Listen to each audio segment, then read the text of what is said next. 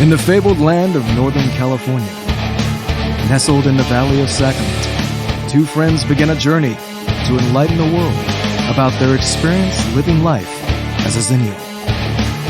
But what is a Xennial, you may ask? If you wish to know, then follow them on their adventures. Welcome to the Xennial Chronicles. This is James. This is Mike. And we're here today, luckily recording on our normal time, Monday. I don't know if that annoys you that I keep pointing out the days that we're recording. I just think it's funny. Not a problem. It's a personal humor thing for me. It's like one of those inside jokes, you know what I mean? Oh, my like time, the fact man. that, like the fact that Cushing during Star Wars Episode 4, whenever his lower legs weren't on camera, he was wearing fuzzy slippers instead of the really uncomfortable knee-high Imperial boots. That's fantastic. You know, it's one of those just inside pieces of information that I just think is amusing. Oh, it's all good. It's fine. I'm completely to terms knowing that my time management is shit, so I'm fine with it. Like, well, you have other things going on. Another example is I think I forget the actress. I think it may have been Kate Winslet. I don't know. I'll have to look the actresses up. But apparently, there was in a new movie that's either recently come out or going to be coming out. Love scene between two women, and one of them an older actress, not older but older than the other actress, and she decided that to make sure that the love scene was special for the younger actress, since it's the first time she had done a same-sex love scene, they scheduled the love scene to happen on the younger actress's birthday, so that it would be, you know, a nice good memory for her. I'm not sure exactly what all that meant, but wow. I will actually find the story and after this comes out on Thursday, I'll link it onto or I'll post it on the Facebook account so that people can see. When I read it, I was like, hey, that's pretty cool. That's great. That's a cool way to do things. We're going to have a sex scene. We're going to do it on your birthday. Happy birthday. Yeah, Get naked. memorable. So I mean, little things like that. But we're on the Monday before Thanksgiving. Crap! I need to take Loretta out of the freezer. Loretta's got to get out of the freezer. We have this tradition. I think it started in my wife's family. Or either it did or she made the story up and she just started this tradition. I'm not sure whether this is a lifelong family thing or if it was just her thing. Okay. But she names the turkey every year that we eat for Thanksgiving. Now I want to keep in mind, this is a turkey. This is not a turkey that we go to like a turkey farm or something and have named it, or we haven't raised this turkey because I ain't raising no turkeys. They're mean things. Most birds are mean. Okay. Yes. They just are. They have no soul. They are descendant from T-Rexes. You need to understand that. In fact, I think you recently had an experience watching your chickens eat a mouse or something, or they a gopher, fucking something like that. Decimated a mole. A mole. That's what it was. A mole. It was amazing. And from what I understand, at first, from me talking to your wife about it, at first you were like, "Oh my God, what is happening?" And then the realization that these are tiny dinosaurs. Yeah. These really are. These are. So when you're eating chicken, by the way, I want you all to think about the fact that you are eating basically the descendant of a T-Rex. Yep. Be happy about that. Yep. Be happy about that. So, and if you have kids that are into dinosaurs, say, hey, you're eating a dinosaur. Actually makes a lot more sense, the dino chicken nuggets, if you really think about it. Yeah, that's true. They're back to their original shapes. Yep. But turkeys are mean. Geese, way meaner than turkeys. Just stay away from geese. Geese are nuts. Stay the hell away from geese. Yeah. Do not mess with geese ever. They are just, they can break a man's arm. That's a movie reference right there. I did not know that. Anyway, so this is a turkey that we pick up at the supermarket. It is frozen. It is already bagged up. And my wife loves to give them a name. It's always a female name. Unsure as to why it's a female name. This year it's Loretta. It's usually the most kind of weird name that we can think up. That's just not names that it's the type of names that if you are hanging out with like a group of friends and they have a new friend they introduce you to and give you the name, you'd be like, why does somebody have that name right now? Like that would have worked like 50 years ago, but why now? What's wrong? Did your parents not like you? That kind of a name. Are now you parents, make me okay. So parents, Are you from West Virginia and really into coal mining? Because if that's the case, Loretta makes sense. No, that's what I did. You're influencing me right now. You make me want to name the turkey that we put in our fridge. Our turkey has been moved from the freezer to the fridge. You should name your turkey. I think I'm going to. Should I name it right now? Because like you're influencing me. Part of me. Name your turkey. Okay, so Patsy.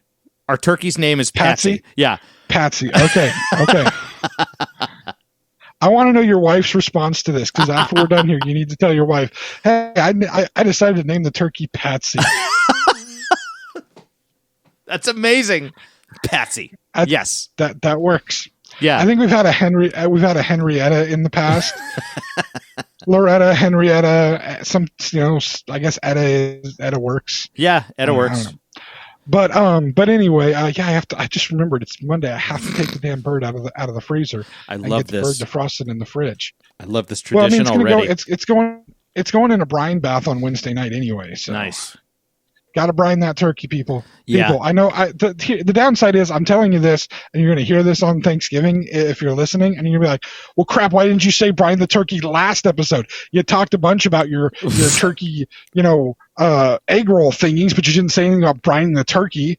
That would have helped last week. I really can't do anything about it at, Well, I mean, if somebody's listening, I was going to say, Thanksgiving. If you're listening to us at midnight when this episode comes out, maybe you'll know to brine the turkey. Who knows? No, it's not much, though. You got to do it like for a whole day or two, huh?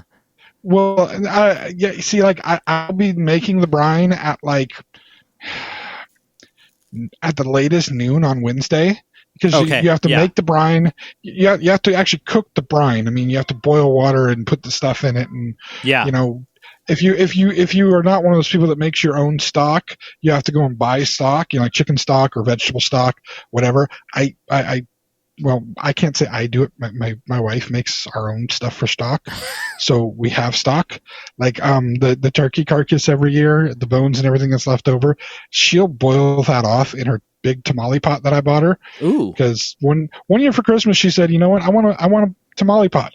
And I'm like, "Okay, so what you're telling me is you're making tamales for Christmas?" And she's like, "Yeah, I guess I'm making tamales for Christmas." I grabbed that pot, put it in the thing. You get an early Christmas present, woman. Yeah, right. Because you're making tamales. Woo, we're done. Yeah. And the tamale pot is nice and huge, so it works really, really well for making stock because you can put the whole turkey carcass in there. Yep. The whole damn thing. Just put it in there. All the bones, everything. You boil it off, and then she actually will boil it off to where it's like almost nothing left, and then she uses her dehydrator, dries it all out, turns it into a fine powder, and basically it's powdered stock. Damn, that's good. And what's good about it is the powdered stock from like last year's turkey contains not only the turkey flavor, but it also has all the flavor from from the stock that previously was used to make the brine, because obviously the flavor with the brine is into the turkey, so it's like you're just enhancing the flavor every single time. It's amazing. That's fantastic. So yeah, I'll be doing my brine probably around noon so that it has time to cook, and then it has to cool because you can't put the turkey into the hot brine because then it starts cooking and then bacteria. And no, not good. So you have to let the brine cool, and then you have to put the turkey in the brine with a bunch of ice in a big 5-gallon paint bucket, and then keep it somewhere cold because it still has to stay cold because again, bacteria. And you want to give it at least 12 hours. You can do more, but 12 hours is probably the bare minimum that you want to have it in for. Right. Okay. And I wouldn't go over 2 days. It's not really necessary with a turkey. There are other meats that you might, if you're brining other meats or whatever, you might want to do more. Mm-hmm. But with the turkey, 12 hours at the minimum. Anything beyond that is just extra good. And then you just toss the brine out later because you really don't want to use it because, again, bacteria. Right. Understood. Okay. But yeah, it's going to be brining. It'll be fun. I love this time of year. I really do, especially because I typically only do turkey once a year, not because of like the traditions or anything, but because like it takes a lot of work to do the whole brining process and all of that. It's not necessarily, I'm not some master chef or nothing. So it takes a little bit of work to do that. And then, luckily it doesn't cook very long because ours only cooks about 4 or 5 hours. And that's like a 22-pound bird. So damn. Yeah, that's about the size bird we got, too. It's about 20, 21 pounds. it's all about the cooking methods, sir. The temperatures you use and how you do it. If you and the brining helps, but if you try to go by the poundage method, you're just going to end up with dry meat. Especially if you just set one temperature and just do it by the poundage. No, sir, there are other ways to do it, and they come out amazing and tasty and good. I've been doing the same turkey recipe for this will be 17 years now, and I say 17 because 18 years ago, of course, my kid was born, my first kid. Mm-hmm. And it was like a week before Thanksgiving. I actually looked at that messes with my head, man. Still freaks you out that I have an adult kid. That you have an adult kid. I know, it's weird. It's weird. Wow. Hey, I have the gray hair. I have the gray hair to prove it. That's for sure. And I feel it every day. But that year he was born on the Wednesday before Thanksgiving. So, and even though it was a C-section birth, my wife, quick healer, strong like bull, very much so. So she was home within like 4 days and walking around doing all kinds of stuff. Damn. And it was kind of a monumental thing, her having the kid right by Thanksgiving. So her dad's family, mm-hmm. her mom's family, and my family all wanted to be able to see us for Thanksgiving.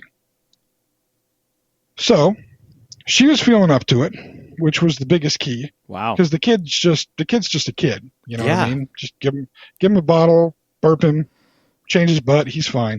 And both of us had that experience with dealing with little babies before with our younger siblings. Yeah. So we was good with that. So she was like, yeah, okay, you're driving, we can go visit all the family. I just have to sit somewhere and hold the kids. So that's, you're getting my plates and stuff for me. I'm like, all right, cool, I can do that. So on my son's first Thanksgiving, we ended up going to 3 different Thanksgiving. Good Lord. Okay, I cannot think of a time that I've been more full in my entire life. And there was a lot less than me. Huh? Because you ate at all of them. Well, hell yes, I did. There was probably half of who I am now at that point in my life. I think I was about 160 pounds or so. So that's about half of who I am right now. And yet I ate at 3 different Thanksgivings. And let me tell you something. It was beautiful. It was glorious. It was amazing. And the some of the better images from that night were just one house on her dad's side of the family totally packed full of people. There's barely anywhere to sit, but she was getting doted on, baby was getting doted on, so we was all good. Her mom's family, standard event for that family for Thanksgiving. We did a lot of stuff with her mom's family. Birthdays and other celebrations, Christmas all the time. So it's a pretty standard event, pretty normal, decent food. Then my family last because we always had Thanksgiving dinner later. Like this idea, I'll get into that one in a minute. Hold on. We'll get into Thanksgiving dinner time. This is going to be one of my arguments and rants for the day. Okay. Anyway, the later Thanksgiving at my parents, we got there, we had some of the food and stuff, decent Thanksgiving food. And still to this day, nobody's ever made a turkey as good as mine, with the exception of a deep fried turkey I had once, which was just completely and utterly freaking amazing. I'm just too terrified to deep fry a turkey myself. I don't have a large enough area of concrete that is not surrounded by flammable things that I feel comfortable trying to cook a deep fried turkey on, because that's just scary. Deep frying a turkey is a scary proposition. It tastes so good, but it's scary. Anyway,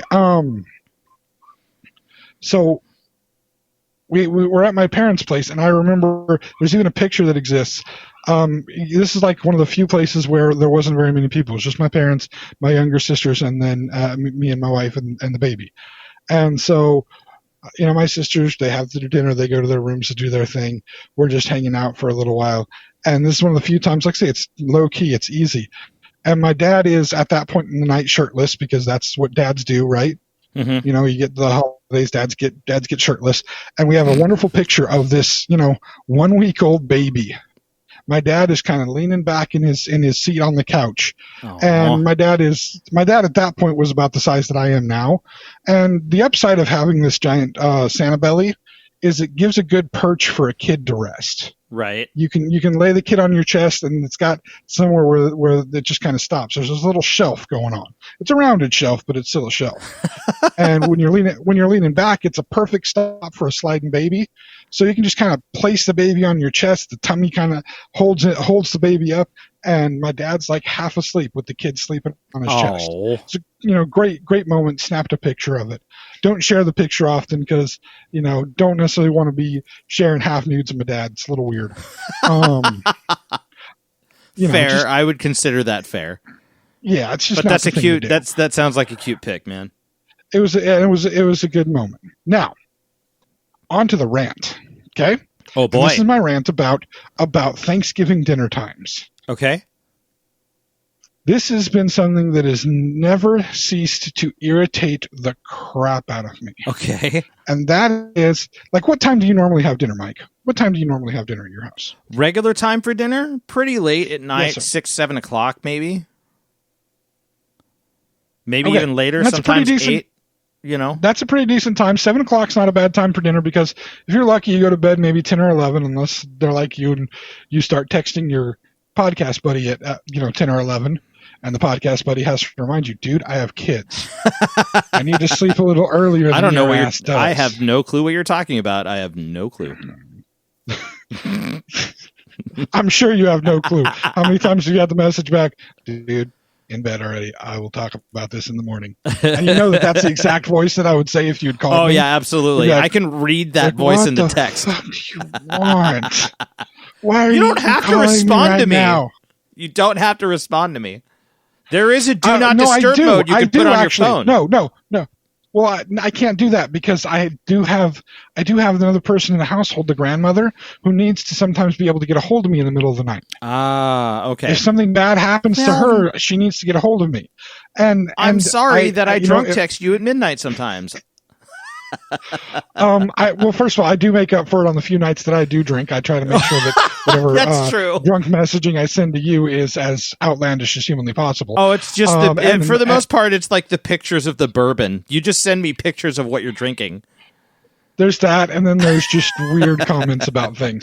Yes, true. And then when you don't respond quickly enough, messaging you over and over and over and over again until you do. Oh, yeah. But I actually do. I do need to respond when you send the late night stuff, because if you send one and I check to see, because I always check to see who sent what to my phone in case it's an emergency. Right. Because I never know if it's going to be. Understood. I mean, I have a dad who's getting on in age. Maybe he's trying to send me a message about something. So you got to check.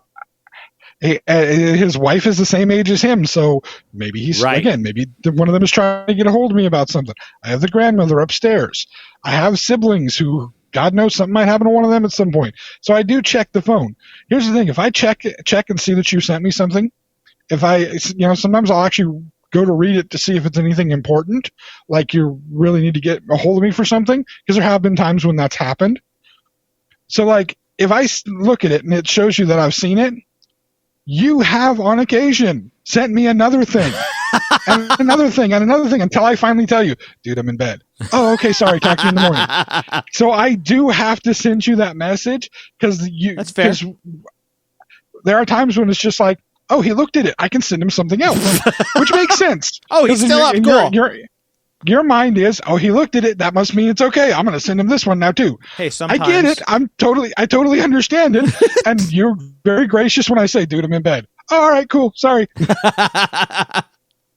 But anyway, 7 o'clock is a good time to have dinner, because you don't have too long till you go to bed. Maybe just enough time that you get hungry enough for a little bit of dessert, but not so much like if you have your dinner at 5:30 or 6 o'clock, even though it's only an hour difference, it makes a difference, because by the time you're ready, even if you're ready for bed at 10 o'clock, by that time you're getting it's been 4 hours since I've eaten and I feel empty and I don't want to go to bed feeling empty. And so you end up, instead of having dessert, you end up eating another big thing. Yep. And so you feel comfy and full belly when you go to bed, but that's how you get to be the size I am today. True. So, for instance, in our household for a while, we were having dinner at 5:30, 6 o'clock, because I was accommodating to the older person in the household, the grandmother who lives in the household, who for some reason, I don't know what it is, but old people, when they get older, they like to eat earlier. They have this, and you think it's like a trope. You think it's like what would now be considered a meme of them wanting to eat dinner at like 4:00 in the afternoon. Right. But like it is really a real thing. Anybody that has spent large amounts of time around family that's older than the age of 60, the majority of them want to eat dinner at 4. And you think, okay, so they're going to go to bed at like 7. No, they're still up until like 10 o'clock at night. Yeah. But they want to have dinner at 4. It's like, well, how do you go 6 freaking hours without eating anything? I would die. I would literally, it'd be like, oh crap, it's 5 hours and 55 minutes and I haven't eaten anything. I need to eat something now. I need to get to the kitchen. Oh, I'm dead. Sorry, I'm dead. So seriously, I mean, when people have their Thanksgiving dinners at 4:00 in the afternoon. Now I've heard many reasons as to why they want to do this. Family needs to be able to drive home. Well, we don't have to worry about that this year. At least we shouldn't be worrying about it this year, because your family shouldn't be over, because you should be having Thanksgiving by yourself to stay safe in the pandemic. I knew it was going to come up. I knew it was going to come up at some point. On normal years, I get the idea that 4:00 in the afternoon, you have family that's still going to have to drive back home, whatever. The other excuse I've been given is, well, if you have dinner at 4, then by, 6, 7 o'clock, you're ready for pie. Well, okay, that's not a bad argument. Although I would say that if I have dinner at 7 o'clock, by, 9, I'm ready for pie, and I'm good with that too. So, especially because I always, for the last 17 years, and for every year that I can envision beyond this, I always have Thanksgiving at home. I don't go anywhere else for Thanksgiving. You want to know why? Why? I'll tell you why. Why? I want turkey leftovers. I want pie leftovers. And I want to have pie at 9 o'clock at night. That's when I want to be eating my pie. Is that okay? So I've got a question then, because any house I went to where there is a substantial difference in amount of leftovers when you host as opposed to when you go to somebody's house that you end up leaving with, or that you end up with at the end of the night. But I will say this: like every time I've gone to another house for Thanksgiving, like we're talking like an hour before everybody says they're ready to go. It's how much leftovers do you want? Hey, who's taking this? Who's taking this? Because the house never wants any of the leftovers. They don't. Then whoever's house... Ooh, I'm going out on a limb here, okay? Okay. I'm going out on a very far limb. Okay. And I'm going to say this, and I apologize if I hurt your sensibilities with this. Okay. But whoever's house you've been going to for Thanksgiving, that they don't want to keep leftovers. Hold on, wait, real quick. Did your Thanksgiving things where like the house would make like the main meal, like the turkey, and then everybody else would bring like pieces?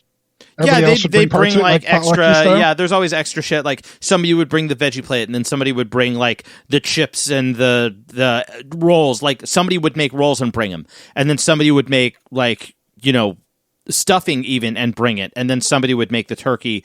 Whoever hosts made the turkey. Actually, for me, the turkey was made on site. But the last time we hosted, my parents brought over a smoker and they smoked the turkey.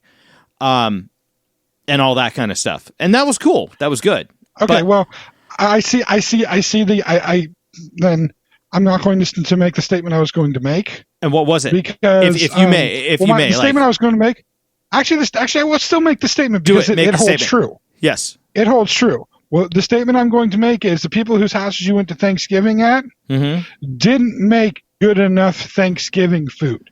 And here's what I'm saying, why I'm saying this. Okay. They had other people bring the food. Now, right. If I hosted a Thanksgiving in this imaginary other world where I'm not as smart as I am and as good as I am here in this world, okay, and hosted a Thanksgiving where I'm like, I'm just going to make the turkey, everybody else bring their other foods, then I would probably try to get rid of the leftovers too, because I don't know how good the leftovers really are. Because that's fair. I probably I probably have not eaten anything except for the turkey that I made because I really don't eat anybody else's food when they bring food. In fact, I typically tell people not to bring food, with the exception of maybe a pre-made veggie plate that you buy at the store and not make yourself. Right. Or because then your hands haven't been all over it cutting it. Or chips and dip and stuff. I'm good with that. Except for I can't really let that happen when my wife's family's around because the dip that they make is just disgusting, and I can't deal with it. They mix jarred salsa with cream cheese, and it literally looks like baby puke. Actually, not even baby puke. It looks like regular people puke because it's like pink. It's pink and chunky. That's all I can describe it as. I call it puke in a bowl, and they all get mad at me for it. I'm not mad for it. I know it's exactly what it looks like, but I like that. Salsa cream cheese is, appealing to me. You eat your puke in a bowl. That's fine. I'm staying the hell away from that shit. Anyway. I know that, okay, I haven't been to your place for Thanksgiving ever before, have I? Because I know I've been to your place for a Super Bowl party. You've been to my place for Super Bowl party and then a bunch of other dinners besides the Super Bowl party. Because I don't think you've ever. I don't need to friggin' bring anything with me when you're cooking. Like I remember you expressly asked me not to. Yes. And I understand that entirely because the food's fucking bomb on its own. There's nothing that needs to be added to it. Well, I thank you for the compliment to me, and I will thank you for the compliment to my wife as well. She's not here and refuses to speak on the podcast. So don't call her out now. Good Lord. She'll get a laugh. She would get a laugh out of it, except she doesn't listen either. Great. I hear you talking enough on a regular basis, honey. I don't need to listen to a podcast of you talking. That's fair. That's fair. That tracks. Yeah. I can agree with that one. I wouldn't want. If I was in your position, I wouldn't possibly want to listen to it either. That's fair. That's fair. Aren't you interested in what Mike says? And then I get a look. All right. Not interested in that either. Moving on. But no. That's the thing is we've had family over for Thanksgiving in the past. We've had family over for Christmas in the past. Yeah. I've had one or two family members that have been insistent upon bringing things, and I have let them bring them. One of them I was kind of asked to try, and it was fairly decent. As far as I had never had this specific item before, this specific food item before, so I have nothing to judge on whether they did a good job at making this food item because I've never had it. The one that they brought was fairly decent. It was okay. Not necessarily my entire cup of tea, but it wasn't something that I was like, nope, I'm not having. It was fairly tasty. Not necessarily also something that I would get the recipe for to try because it didn't strike me that well, but it was something traditional for them that they had in their family for years on Thanksgiving. So I'm like, well, I'm not going to stop you from bringing it. It's available for anybody to try it, and I will give it a try to see what it's like. And again, not bad, but also not something that completely changed my world. And that's okay. It was essential for them to have it. I'm using a lot of pronouns here because somebody will probably figure out what it is, but I don't want to call anybody out on that. I'll call the wife out because I can deal with that on a personal basis. But the other one, I don't necessarily want to call out. Okay. But anyway, no, I normally don't have anybody bring anything that's not prepackaged and pre-made. I don't normally have people bring their own stuff. Multiple reasons around that. One of the reasons is I am hypercritical even of my own food.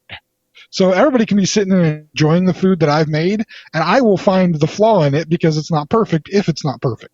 Sometimes it is perfect, and I really don't have a flaw to find. Well, that does happen. I mean, you have food that you cook that you've cooked it, and it's great. It's the best one you've ever done. Yeah. You can't find anything wrong with it. Because it came out perfectly. And there are other times that you're like, okay, well, this is good, but I could have done this differently or didn't come out exactly like I wanted it to. Doesn't mean it's not good enough to eat. It just means it's not perfect. Understood. But I'm really, really careful about it because part of that is because people will make food, people will try to serve me food, and they want to know what I feel about it. And I have been critical of people's food in the past, and I've had people get really, really mad at me for being critical about it. Really? Now, Now, most of those stories sadly have the added component of they insisted they were going to make this food for me because this was their signature thing that they made. This is the thing that everybody ranted and raved about them making. And so if I don't say something good about it, it's going to completely break their heart. Right. That they they can't stand it, or that I don't like it, or whatever. Because everybody likes it. So either I'm lying and just trying to hurt their feelings, or something. And I try to tell people, don't try to do that, because if I am critical of it, you're going to be mad at me. And I might be critical of it. It may be really good, and I may feel really good about it. But if I'm critical about it, you're going to be pissed, and it's going to be an issue for a long time, because it's happened too many times in the past. I don't mind people being critical of my cooking, mainly because I know whether I like it or not, and if you don't like it, okay, that happens sometimes. There are times when I think it's something great and it's not within your palette of taste. All right, I'm not going to be hurt over that, because each person's tastes are different. But I'm glad that your experiences eating at our house has been good experiences. We both do try really hard when we're making stuff to get really good flavors in, make sure that everything balances out good. And that's why the few times I've had people over, like I said, for Thanksgiving, for Christmas, my wife and I do whatever we can to make all the stuff that we need to, all the different variations. I think one year for Christmas, we had, what did we have? We had pulled pork, and it was it was apple and something else in with the pulled pork. We had baked potatoes, so that you could put the pulled pork on top of the baked potatoes, which is fantastic. Mm-hmm. If you've never had pulled pork on top of baked potatoes, oh my God. Seriously, if you make pulled pork for something like for sandwiches or something like that, mm-hmm. and you have leftover, heat up the leftover and slap that on top of a baked potato. It is amazing. You wouldn't realize how good of a flavor combination it is. Interesting. Okay. Then we had like chicken leg quarters. I think we had one other thing that we made on that Christmas, as like multiple proteins. You had the availability, because we had like, I think, close to 20 people at the house that year. Because there was no pandemic, of course. Right. And we had a house big enough to fit that many people at that point in time. But yeah, no, no, you know what? I think the other meat was brisket for that. I think the other meat that we did was a brisket. Nice. Yeah, that would suck. I had to stay up all night cooking that thing. But anyway, we try really hard to make it so that other people don't have to bring anything, because one, we don't want anybody's feelings to be hurt. Two, we don't want, when we have people over, the way we like to do things is like to make it the treat for the people coming over. We don't necessarily want it to have to be a potluck scenario. I get you. And other families work that way, and I'm not knocking other families working that way if that's the way it works, and especially if you have people that are good at making the various things that they make, and everybody wants everybody's looking for, Aunt Susie's pie. She makes the best pumpkin pies. So you know that she's going to be bringing a couple of pumpkin pies over, because nobody else wants anybody's pumpkin pie except Aunt Susie's. She's the best. And your cousin Don, he makes really, really good walnut and oyster stuffing. I don't know. I'm just throwing things out there. If that's the case and you have family members that specialize in these things and that's what they do, embrace it, enjoy it, and, have your potluck together. Me, I don't know. I guess I can. Here's another me going out on a limb. I don't know how well all the family can cook. Most of them don't cook for me, and many of them use spice palettes that I know are a little bit wonky for me. So I've just made Thanksgiving myself, and that's like 17 years ago. Again, after the first Thanksgiving that we had with our kid when he was just a week old, we went to other people's houses. We decided that we were going to start doing Thanksgiving ourselves. We were a family now. Me, my wife, the kid. Yeah. We were a family. We were going to start doing our own Thanksgivings. Yeah. We did a pre-Thanksgiving 2 weeks before Thanksgiving, where we got a smaller turkey and practiced cooking it because we'd never cooked a turkey before. neither one of us had ever been like the sole person. My wife had helped people cook turkeys before. We'd never been the sole person to cook a turkey before. So we were like, we're going to try cooking this turkey 2 weeks before Thanksgiving. Even though we don't have anybody coming over for Thanksgiving, we want to make sure that on Thanksgiving it's a good day and we're not freaking out about cooking a turkey. Yeah. We invited over my good friend Rob, our internet guy Rob. Yeah. He for Thanksgiving for that, because he'd been to a few Thanksgivings when I was a teenager. A particularly famous Thanksgiving where he came over to have dinner with us on Thanksgiving, because his family was really weird about Thanksgiving dinner. At that time, they ate a lot of weird things. Lots of beans, a whole lot of beans. Interesting. I don't know why. Cabinet was always full of dried beans. Anyway, I took him home to his house, and we lived up, kind of in the country, so it was a good 10-mile drive to his house through country roads. Okay. And cold, no, street lights or anything. And I dropped him off at his house. In fact, I was dropping him. I wasn't dropping him. I was taking him there so he could grab some stuff, because I think he was going to stay the night at my place for Thanksgiving. Because again, he didn't have distant family come in. It was just his parents and his younger brother. And we were going to do something where it was going to be a fun night, just sitting around doing shit. And I went to back out of the gravel driveway of his parents, and I ended up backing into his parents' car. Ooh, that night. No. Little dent in the back quarter panel, not very big one. Busted up the light cover for our car and put a couple of grooves in it. Nothing major. But he decided to stay home, had to share insurance information with his parents. I drove home dejected and almost crying, because I was like 16, 17, and I backed into his parents' car. I'm just, beside myself. I come home, I'm almost in tears, tell my mom that we were that I got in an accident and backed into it. She come out of the house running to come look at the car. She takes one look at the car. This was her response, by the way. This is her response. Kind of shows, this is one of those things that is emblematic of my relationship with my mother. Okay. She looks at the car, looks at me, and she goes, "Damn, you can't even wreck the car right." And went back inside. It was just two little grooves. And that was, by the way, the teal Sunbird that I drove when you and I met. Mm-hmm. Remember that Sunbird? Yeah. The damage from that accident, from that backing into the car, it was still on that car. Oh, was it? It never got fixed. So it was that minimal of damage that you probably have no recollection of. I never saw it. I never recognized it ever.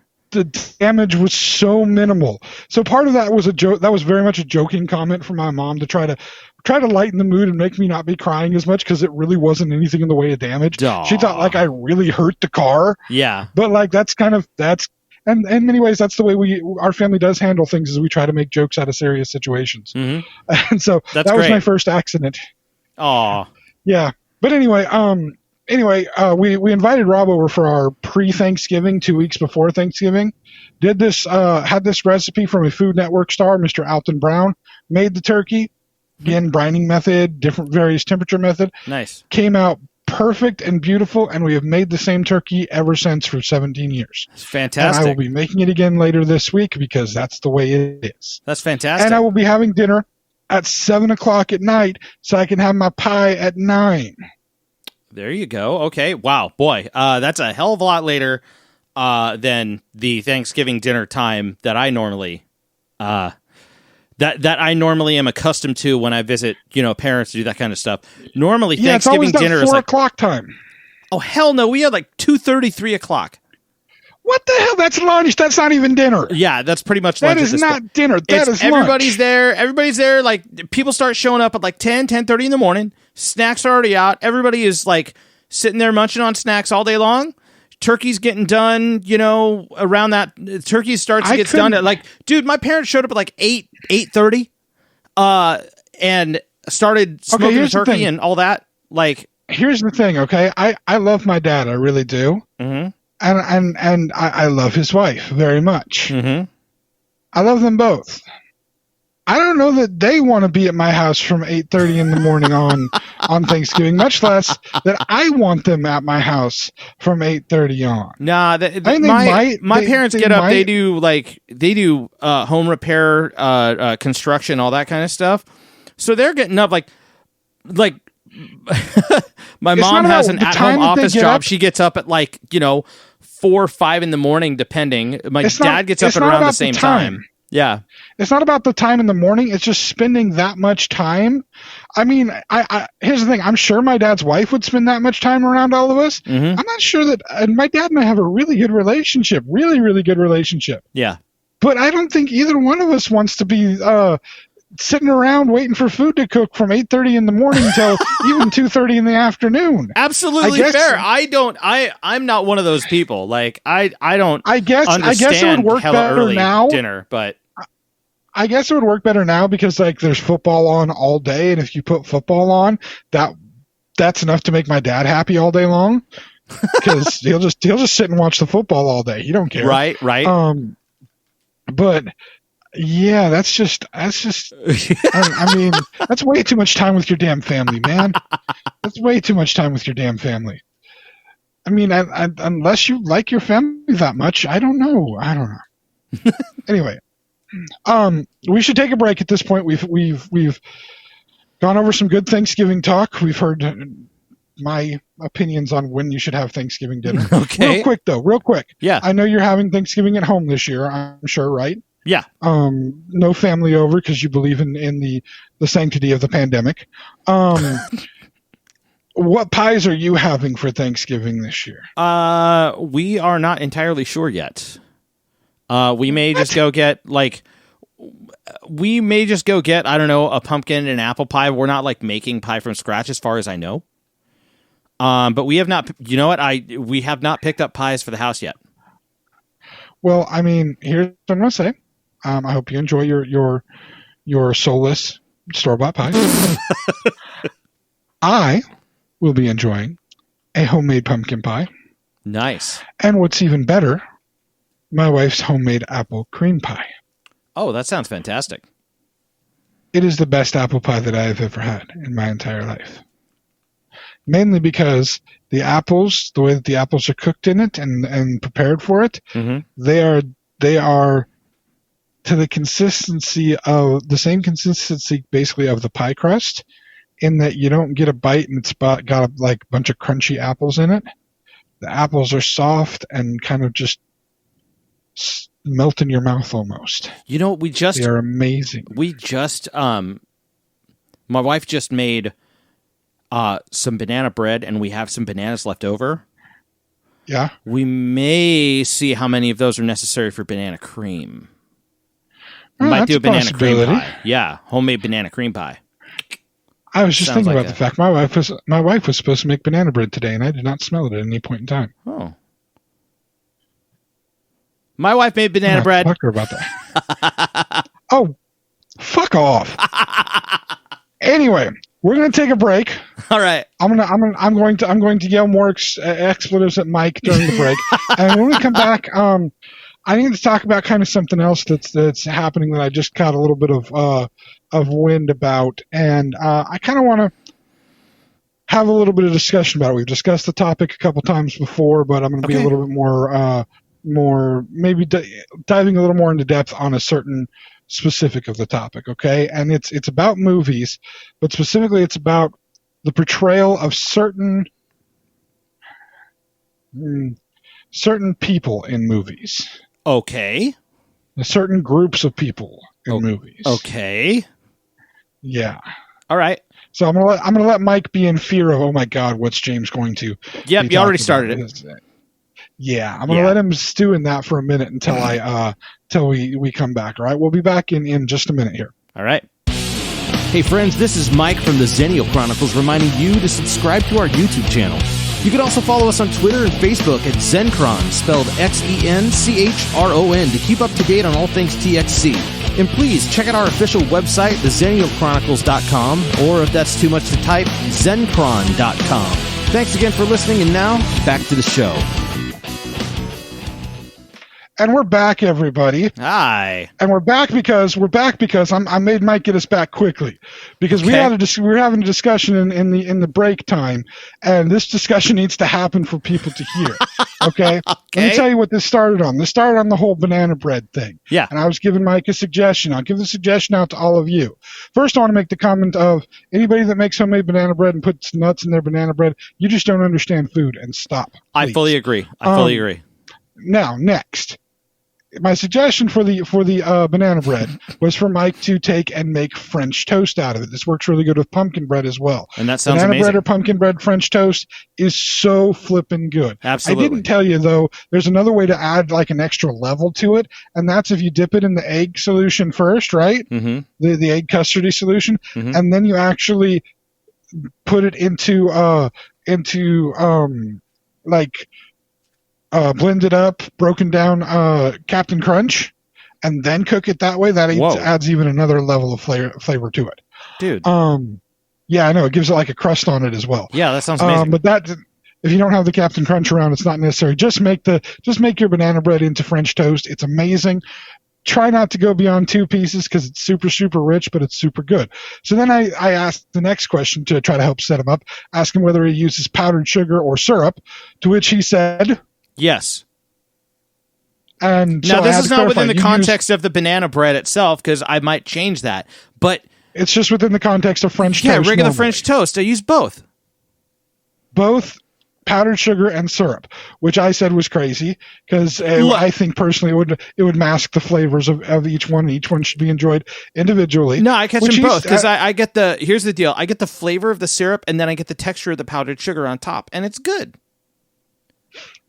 So I likened it personally to the idea of instead of having just a peanut butter and pickle sandwich and a peanut butter and jelly sandwich, you have a peanut butter and pickle and jelly sandwich. And I said that you're out of your mind. That's like putting salt on top of French toast. I love how we're just completely recreating the conversation. Yeah. Might as well, right? And so... Then I suggested that the peanut butter and pickle sandwich isn't necessarily the best route to go because of the texture of having pickle inside the sandwich. To me, it's weird. But dipping a pickle in peanut butter is good. That's actually quite tasty, the combination of the peanut butter and the pickle. To which Mike has to say, what? What did you say? Why do you dip your pickle in your peanut butter jar? Which I didn't get the chance to fully answer because my brain went a different direction, but I will answer now. I do not dip the pickle in the peanut butter jar. Whether you want to use that as a euphemism for something else or not, I don't care what the freshly opened peanut butter might look like on top. No pickle of any kind is going in the peanut butter jar. Just I scoop out some peanut butter into a bowl and then dip the pickle into the peanut butter. I do the same thing with pretzels. So strange. Like I said before, I'm going to tell everybody what I told him. Okay. Like one of my mom's favorite sandwiches was a peanut butter and pickle sandwich. I also hear that was, I think that was one of Elvis's favorites, unless it was fried peanut butter and banana. I'm not sure. Now, peanut butter and banana sandwiches. Okay, peanut butter and banana sandwiches are absolutely amazing. Peanut butter and pickle sandwiches are freaking disgusting. She made me one of those, and I about threw up when I was a kid. She made me one when I was like 6, and I was like, "This is gross. The texture doesn't fit. The flavor doesn't fit. It's so awkward." Also, hold on. Pickles are weird and wet and vinegary, and then when you dip them in the peanut butter just slides off of it. It just doesn't... I don't understand. Like, you have to chop the pickle up into pieces like you do with the banana, and then you have to put it into the sandwich, and then when you have a bite, it's just like you cold pickle, and then peanut butter around it, and then bread. Sometimes toasted. It's so weird. There's so many things going on, and it doesn't make sense. I agree with you on the sandwich part. As far as the peanut butter sliding off the pickle, it doesn't necessarily always. And I know it's weird, but for some reason the flavor actually works together. However, a 6-year-old child, their taste buds would not be okay with it because they're actually seeking out, scientifically speaking, they are seeking out sweeter things and not sour things because their taste buds aren't accustomed to that. That's why kids don't like vegetables, but then when they become adults, they love vegetables. Your taste buds change over time based on what your body actually needs. It's an acquired taste like whiskey. No, I don't think I don't think whiskey's an acquired taste. Either you can drink whiskey, or you can't drink whiskey, or you drink crappy whiskey because you have no taste buds, like Jack Daniels. Anyway, moving on. Hey, shut the hell up. Hey, you opened that door. You opened that door. I did not. You shut I the just hell had to up. walk Jack through it and Daniels do what is I needed awesome. to do. Get at me for the endorsement, Anyway. Jack Daniels. Anyway, yeah, I mean, hey, here's the deal, right? Jack Daniels. If you want to help us out with some stuff, he'll talk about how good you are. I'll do kind of like the new modern thing where I will make fun of you, and then that will make people want to buy your stuff ironically, right? Isn't that how it works? Sure. Yes. Anyway, yeah. I lost my train of thought. Oh, yes. So then the conversation went to, because I was just so mystified by this combination of things, I had to go to the next place in my conversation, which was to ask him, Mike, when you make peanut butter and jelly sandwiches, how many knives do you use? I use one. I use one knife. And he lost his fucking mind. Okay, so here's why he thinks it's a problem. And I told him, he about freaked out, he about lost it. And I said, I clean the knife. I wash the knife. And then I do jelly first, then I wash the knife, then I do peanut butter. And I do them on different ones. It's just, that's the way it has to go. No. That's how it works. No. Yes. You know how it works? Yes, that is how it works. 2 knives is how it works. There's a knife for the jelly. There's a knife for the peanut butter. Because even if you try to rinse off the jelly knife, the spirit of the jelly is still attached to the jelly knife, and you are polluting the peanut butter with it. 2 knives, sir. Nah. Always. Nah. I don't have to go that degree with a clean knife in the peanut butter. Like, I clean the knife and then I use it in the peanut butter, it's not really that big of a deal. You're one of those people that freaks out when the food on one side of the plate, like, that the food on one side of the plate gets in the food on the other side of the plate. Like, if you get a pea in your mashed potatoes, you're not having a good time, right? Well, it depends. By the way, just to throw it out here, I'm not necessarily knocking anyone who's like that, but it would make sense if you are having a problem with a knife that you used on the jelly goes into the peanut butter even after you clean. Are you going to let me answer? Sure. Huh? Yeah, go ahead. Okay. Am I eating shepherd's pie, or am I eating a plate that has mashed potatoes and peas as completely separate components, not already combined together? Separate components. Yeah, them motherfuckers better not touch each other. If I could eat off of like the cafeteria trays or segmented plates where everything had its own complete section, right, and nothing could touch each other, I would totally do that. You need to understand, if I'm having a breakfast where I'm having pancakes with syrup, by the way, let's make sure we're clear on that. Mm-hmm. No powdered sugar on my pancakes. I know it doesn't fit. I'm just trying to be an ass about it. Go with me, people. Anyway, if I'm having pancakes with syrup, right? Okay. Shut up. If I'm having pancakes with syrup, and I'm also having I'm having a big breakfast. So I have pancakes. I'm having like hash browns or fried potatoes, one or the other, or both, whatever. Depends on how fat I'm feeling for the day. Scrambled eggs and like bacon or sausage or whatever. Right. Right. The pancakes are on a separate plate because the syrup should not touch any of those other items ever. That's fair. Ever. Okay. Wow. That's not to say I don't combine things, because like on Sunday mornings I typically have my waffle sandwich, which is one piece of waffle, hash brown, scrambled eggs, bacon, and then another piece of waffle, and there you go. It's a full sandwich. I was going to say that sounds dope. Combined. Yeah. Oh, it's amazing. So there are things that can be combined, but there are some things that just don't be combined. You know what I'm saying? Okay. Some things they just don't. And so I can deal occasionally with some peas in my mashed potatoes, corn in my mashed potatoes, broccoli in the mashed potatoes. That's a little. Yes, I know it's all vegetables. I mean, but it's different. I can understand a lack of preference for broccoli in your mashed potatoes. I can get that. I don't mind it, but it's also like, okay. I am at the point as an adult where I don't freak out about it happening anymore. Although if there are, as you say, peas in the mashed potatoes, I eat those ones first and make sure from the mashed potatoes, and then make sure that there's a good neutral zone, like I'm talking a good, South Korea, North Korea type neutral zone in there between those things. Okay. And then just make sure the peas don't get jostled so that they get near my mashed potatoes again. So I don't freak out over it necessarily, but I do correct the problem immediately.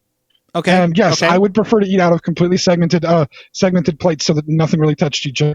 The people that I see that just like keep piling stuff on and everything's kind of some intermingling, and no. Like I just look at that plate. Just and a I'm bad hometown buffet plate. And I mean, I have a family member who does that. By the way, I will be clear about that. My father is the type of person, doesn't matter if the food is touching each other, mixed up, and admittedly, he has a very logical approach to the idea. It all goes in the same place. They're all going to get mixed up in your stomach. So what does it really matter? And I'm like, I understand the logic of it, Dad. I also understand that my feelings about it are completely illogical. Regardless, there is space between my stuff, and there always will be. Fair. And there are 2 knives for peanut butter and jelly sandwiches. Now let me add on to this. Hold on. Let me add on to this. Okay. That it was only a couple of years ago that I actually was able to eat my first peanut butter and jelly sandwich. What? So the peanut butter and jelly has always actually been a major stigma issue for me. Really? So it's Did you one have of a those bad things experience with peanut butter and jelly? I was not allowed to eat peanut butter and jelly sandwiches growing up. You just weren't allowed? Worried. My mother would not let me have a peanut butter and jelly sandwich. She'd let me have a peanut butter sandwich, but jelly, stains things. So she didn't want me to have any jelly to stain things. So I didn't, through, my first years of growing up, there wasn't really any jelly in the house. If there was, my dad used it for stuff, but I wasn't given it to use. I was just given peanut butter sandwiches. So all through elementary school and not in junior high, because in junior high they had a free lunch program and the food was really good, so I ate food at school. But the first couple of years of high school as well, I took a peanut butter sandwich to lunch every single day, Monday through Friday.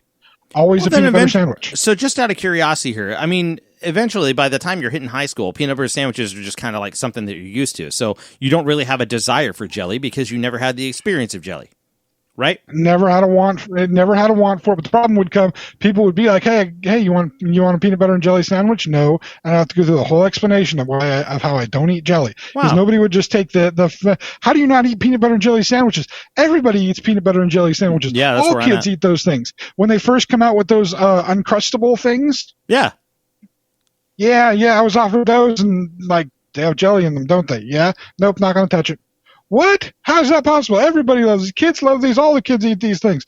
Not me. James, so after I went into adulthood, I'm what? Go ahead. Keep going. I want you to go through this, and then I'm going to trigger the living crap out of you. After I got into adulthood, every couple of years or so, I would try to eat a peanut butter and jelly sandwich. Okay. And would get a bite or two into it and be like, nope, can't do it.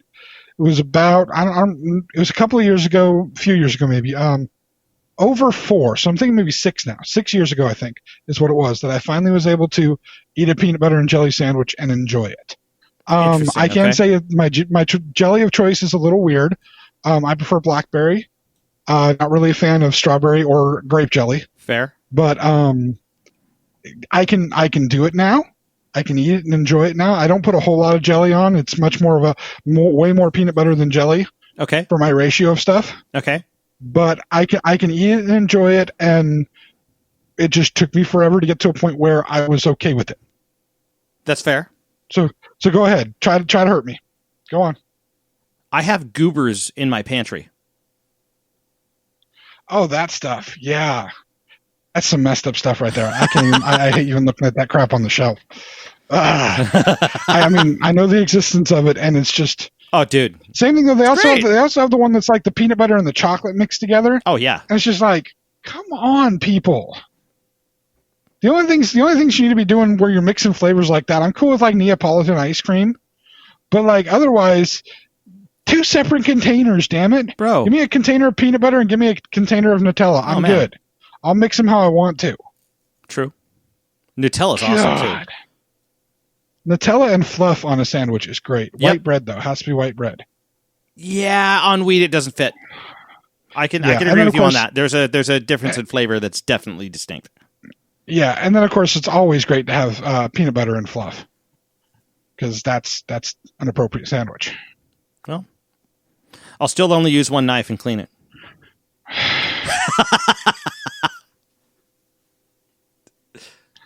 I mean, if I had known these things before you were a roommate, like 20 years ago, but I didn't have to worry about it 20 years ago because, like, I didn't eat jelly, and you would have watched for it, and you would have lost your mind.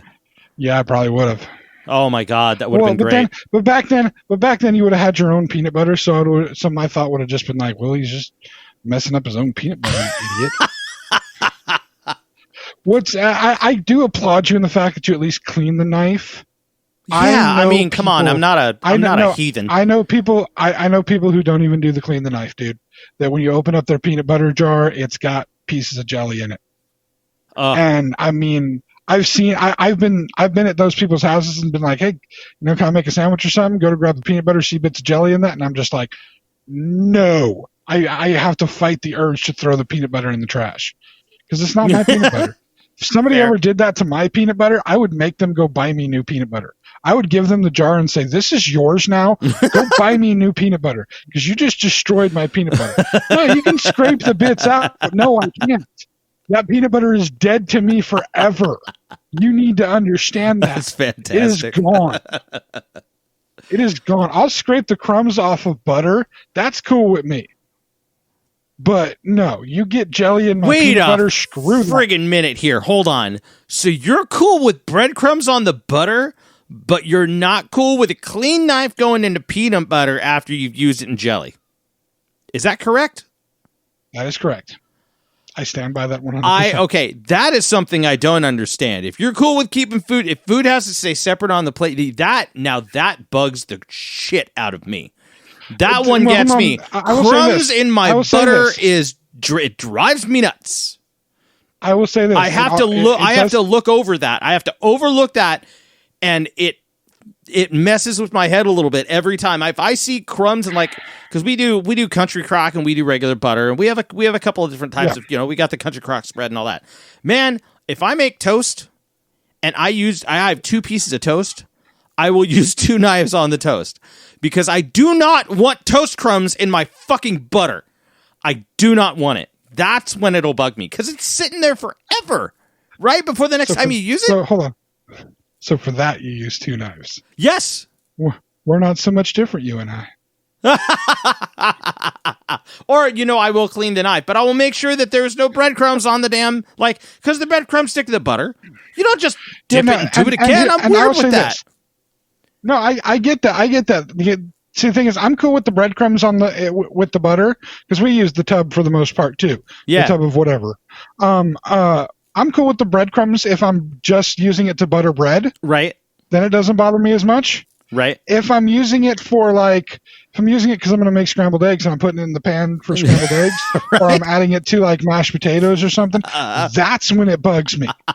That's when it bugs me. Now I'm cool. I'm cool if it's just going on bread because it's just more bread on bread. And for the most part, I'm the one who uses the butter's either used for my toast in the morning or for grilled cheese sandwiches for one of the kids for dinner. So I'm not really worried about it because we both use wheat bread. So it's it's just more wheat bread. We use different wheat breads. Mine's got grains and stuff in it. But still. And mine I just use for toast. I just toast my bread and, whatever. But if I know I'm going to use it and it's the ass end of the stick of the butter, the last bit of the butter, then I'm fine with it. But if it's a tub or a large stick of butter that I know I'm not going to use it all, or I'll even separate the amount of butter that I need to use to make sure I don't get more bread on the other butter that's waiting in the fridge. Like I said, if it's just for more bread, more toast, whatever, I don't worry about it. Right. But yeah, if it's for any other purpose, it ticks me off because it's great. Now there's crumbs in my scrambled eggs. It's just what I wanted in my scrambled eggs. Fair. Fan-freaking-tastic. But just each one of us has our own peculiarities, are each things that we feel the necessity to keep it to keep the spirit of the former out of our spreads. Right. So for you, it's the spirit of breadcrumbs in the butter. For me, it's the spirit of jelly and peanut butter. Regardless, everybody's got their own eccentricities. It's kind of neat. Well, I guess what you said earlier does ring true. We're not so different. You and I is what you said. I believe. Not so different. Not so different.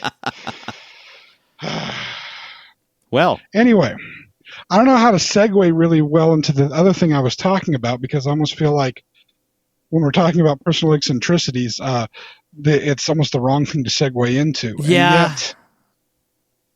And yet, you know what though? I think it does work to an extent, because we can't explain why we have this personal eccentricity of wanting to use the multiple knives completely. We can say, yeah, I didn't have jelly when I was a kid, but that doesn't fully explain it.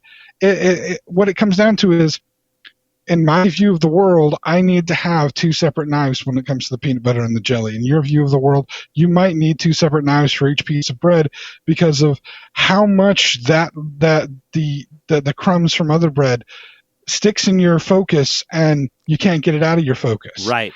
And it's the same thing with me and the peanut butter and the jelly. And there are people who will be listening to this and they'll laugh and they'll chuckle, and part of that's what we want them to do. Yeah. Because we're laughing and chuckling along with it. But it's also good to know that this is part of how whatever chemicals work in our brain, whatever structures are there in our brain, this is how our brain works. This is how our brain interprets things, and how we have to make things work to make the world work for us. And this is kind of why we're having a revelation right now in society, where we're talking about things of mental health a lot more than we used to. Yeah. Men especially being able to talk about mental health, awareness being made. There are actors and celebrities that have come out and had very frank discussions about their issues with various mental health problems and how they've worked through them, and how we as a culture have for so long stigmatized various mental health problems.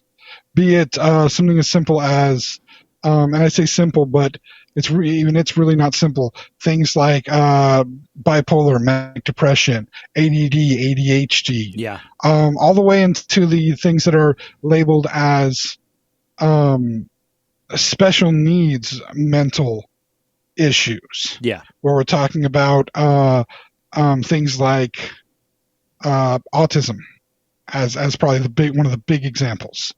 And these things all fall under mental health in many ways, in all ways, really. These are all mental health issues that we're becoming more cognizant of, becoming more aware, and starting to become, I think, a little bit more understanding of.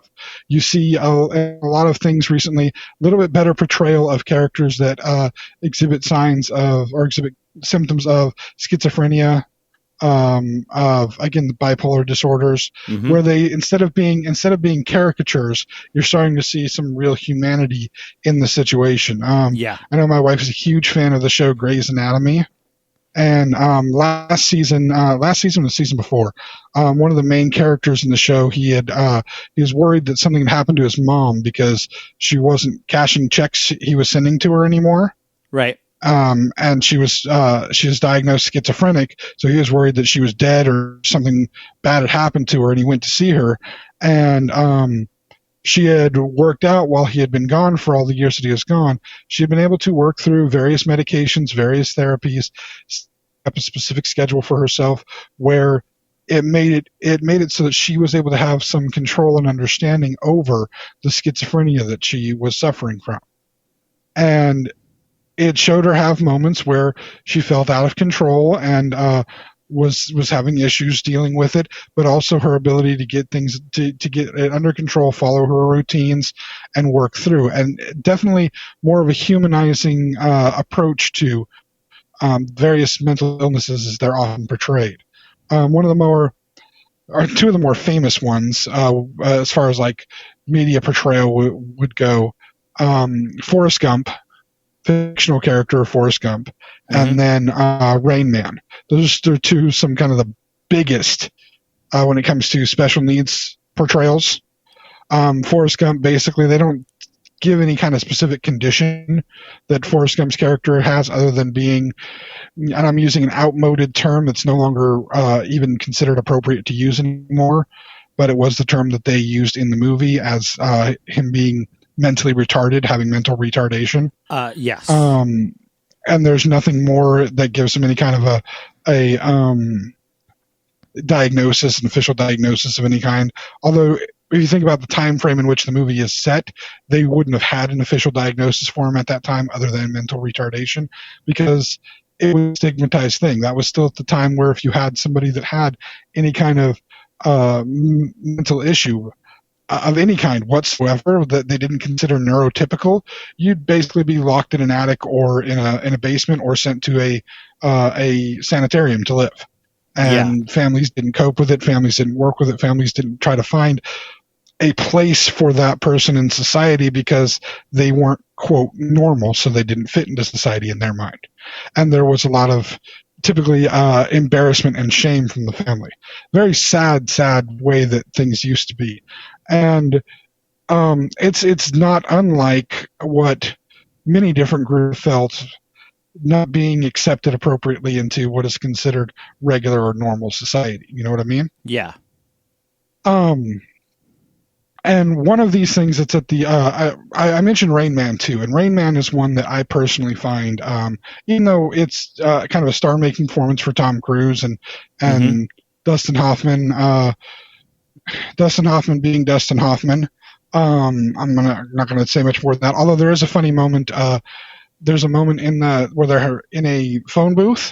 Yes. In the movie. Yeah. And there's the farting scene. Yes. That's ad-libbed. That seems ad-libbed. Hoffman. Dustin Hoffman just decided he was going to fart. And the rest of it is ad-libbed. Yes. I mean, that's funny just because I would do something like that to somebody I was in a scene with just to have fun. Well, the fact that they were able to keep it rolling and they made it completely part of the character was just brilliant. Well, I mean, when you're a method actor like Dustin Hoffman, you're not really acting, you're just being something. I'm not going to get into that discussion anyway. I didn't know he was method. Was he method? Is he method? Yeah, totally. Oh, I didn't know that. I believe I've told you a story about it before, but I'll relate that one later again because I don't want to focus on that part. But yeah, he was method. But what I do want to focus on with the Rain Man thing is, for the longest time, Rain Man was kind of the normal person's example of what they thought somebody with autism was going to be. And as you can see, I'm kind of directing things towards autism for a reason here. Yeah. So I remember even as a kid when somebody was talking about being autistic, and there was a few different movies where autistic kids would be used. Mercury Rising was a Bruce Willis thriller at one point where this autistic kid was kind of the MacGuffin of the movie. If you don't know what a MacGuffin is, kids, look it up. And in almost every one of these portrayals of autistic kids, they were, emotionally reserved, didn't talk to anybody, didn't make contact with anybody, eye contact, didn't get emotionally connected to people. Or if they did, they got emotionally connected to like one person, and it was like a huge shock that they were emotionally connected to that person. Everybody was like, "Oh my God, I can't believe it. He gave you a hug. He never does that." But they were also like super geniuses, especially with mathematics. It's like, that was the thing with autism. If somebody was autistic, okay, so they don't talk and they don't relate to other people, but they're super mathematic geniuses because that's what they got to be. And that became something. In fact, even saying that somebody's like Rain Man is used in many different films to explain somebody that doesn't talk much but is really good with math. And it's one of those caricatures that often doesn't get as much attention as many of the other caricatures of different groups in society. I know that we've recently had a lot of discussions about here on the podcast about the way that people of color are viewed in our society and treated, and the caricatures that exist of them. We've had at least one discussion of the caricatures and the not finding the right word here, but the way that people view people of the LGBTQ community. And how there's specific views for all those, all the different things, but none of them are really the entire truth of the situation. They're just one example that's not even a really good example, and that's what Rain Man, I think, has always been for the autistic community since it came out. It shows one very, very limited. We're talking like less than 1% of the autistic population is that type of person, and that person's a savant. That's the technical term for somebody who has that capability. Here's the fun part for you, Mike. Savants don't have to be autistic. That's not like a requirement to be a savant. A savant is just somebody who has a heightened ability at one specific thing. Yeah. Doesn't necessarily mean that they have any other mental condition. Specifically doesn't mean that they're autistic. Right. It's considered more interesting in autistic people because when you juxtapose the two, it seems strange for people to see. Juxtapose the various markers and identifiers for autism to this savant ability. It's almost like it's being used as a it's essentially it's kind of like it being used to amplify the characteristic of, I don't know, is it called savantism? I'm not sure. I don't know the exact term, but yeah, it amplifies that savant. It amplifies it by creating a major characteristic, like an easy to understand or just way in your face characteristic that completely it creates the full juxtaposition. It amplifies it so much that it's painfully obvious, but to the point where it starts to stigmatize the character of. Rain Man essentially, the idea of Rain Man in general essentially stigmatizes autism, is what I'm essentially getting at. It does very much. To a bad degree. So I can understand that.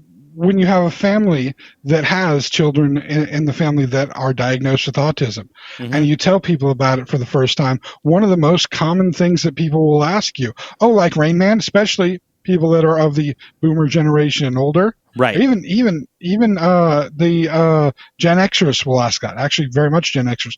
Oh, kind of like Rain Man? No, absolutely nothing like Rain Man. Actually, right? No, that definitely I'm still freaked out by hearing the I've heard more than one stand-up comedian and certain types of people say it just for the sake of the shock value of saying it. People talking about how they're not necessarily socially adept, but when it comes to XYZ, they're like fucking Rain Man or something. And it's so it's jarring to hear. I know that the meaning behind it, like what they're getting at, is there's no intentional slight that's being made, but yet it's the same thing. It's the same exact thing as using as saying that they're, if I was to make the joke of, in normal terminology, I'm just a standard white guy, but when it comes to taco time, I'm all Mexican, baby. Right. It's the same. Yeah. It's like that's thing. You shouldn't even fucking go there, man. Like that's not part of the. You shouldn't make that part of your vocabulary, really, especially if you're aware of it. Yeah. Well, and that's the thing is. That was a really simple example that I gave, only because I do whatever I can not to use language like that, not to try to compare myself to any other group in any way and disparage them. But there are many people who would take even that innocent and small of a statement and be like, "What are you talking about? You're Mexican because you like tacos." So you're saying all Mexicans like tacos? That can see the extreme of that and the racism that can be involved in something like that. Exactly. And that's talked about and has been for years, and it should be, by the way. I don't say it shouldn't be at all. And I don't want to take away in any way, shape, or form the strides that we have made and still need to make more of when it comes to relations with various races in this country and in this world. But I think we're often overlooked on things like various mental capabilities. I don't want to use the word disabilities because it's a wrong word to use. It's one that is still commonly used. But to say that anybody that is autistic, say that everybody that is autistic is mentally disabled does a disservice to the people that are diagnosed with autism, because they are differently abled, maybe, but not disabled by any means. Yeah. And I think it's overlooked because it's. Especially with something like autism, but there are many other conditions that are in the same category, but again, I am focusing on autism because the thing I'm leading up to is about autism. That's why I'm kind of keeping my focus narrow with this as much as I can. Autism can be very misleading. It is not necessarily always completely evident when you see somebody that they are autistic, and as a result, it's not having physical characteristics that are easily identified. Yeah. Sometimes I think it's not necessarily talked about and dealt with enough. The fact that there is prejudice within the world when it comes to autistic individuals, and they're part of what happens with much of the prejudice, and I think the majority of the fuel for almost all prejudice, regardless of what it's reacting around, has to do with a lack of information and a lack of understanding of the individual that you're prejudiced to. And what's bringing this up with me today is obviously I've talked multiple times about autism on here on the podcast. It is a subject that is near and dear to my heart. I know autistic individuals. I know that most of what most people understand about autism is, for the most part, completely wrong.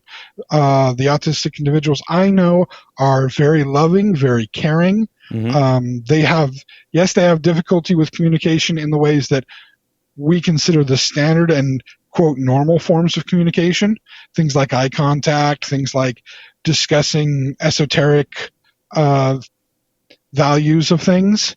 But that doesn't mean that they don't communicate with people. They don't have relationships with people. They don't have things that they love and care deeply about and have passion for.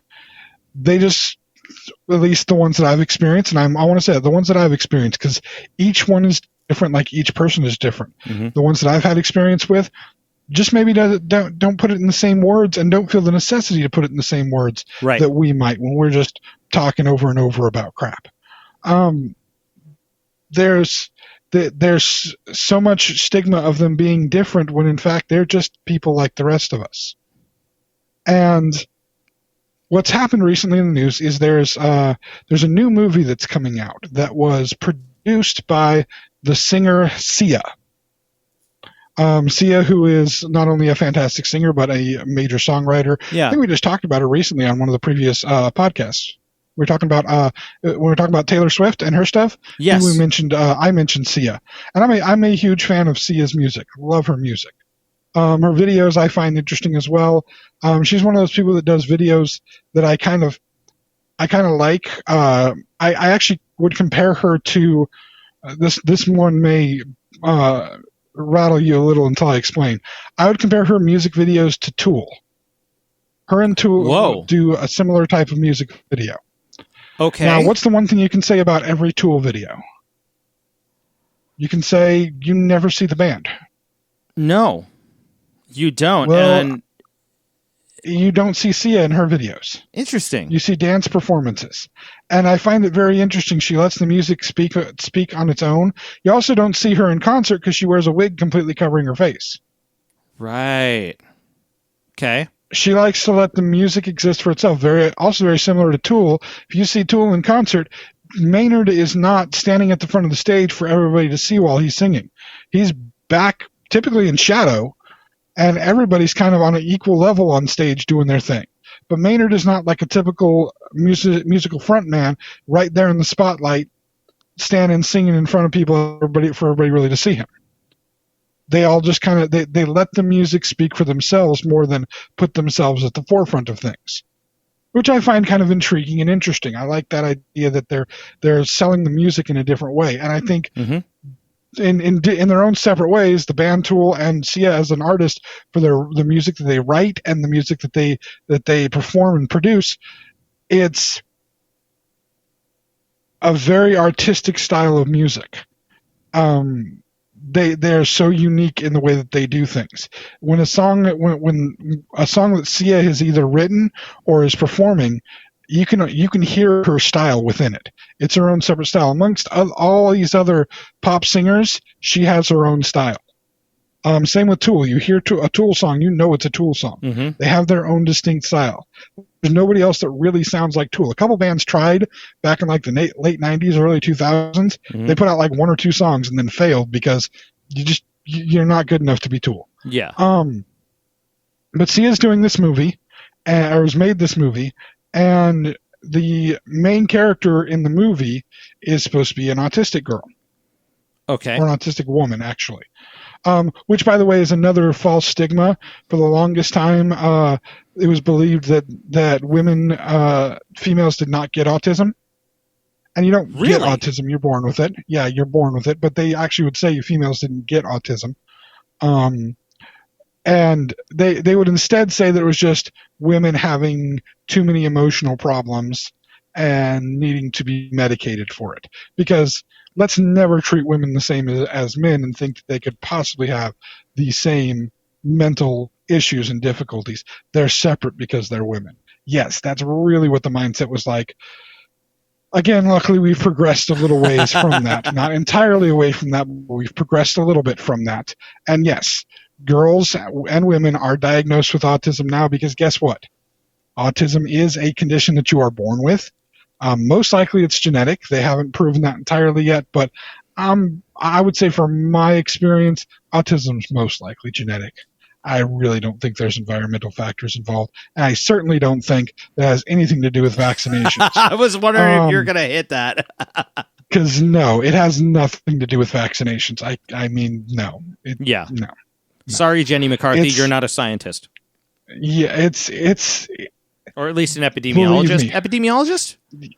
Epidemiologist? Physician? God. I don't know. I should, but I don't. It's been a while since I took that class. The evidence does not support the accusation. Yeah. And the one study was flawed. But anyway, point being, autism as it looks now is a genetic condition. And that makes a lot of sense. It really does. I've seen families where it totally makes sense. I don't mean that in a bad way. It's like, yeah, it looks like a genetic condition to me. And so Sia's making this movie. And she's receiving a ton of backlash for the movie. Because there's been a new trend recently, which is, I think is a good trend. Very, very good trend. In that more actors are being brought into films, TV shows, whatever, that actually fit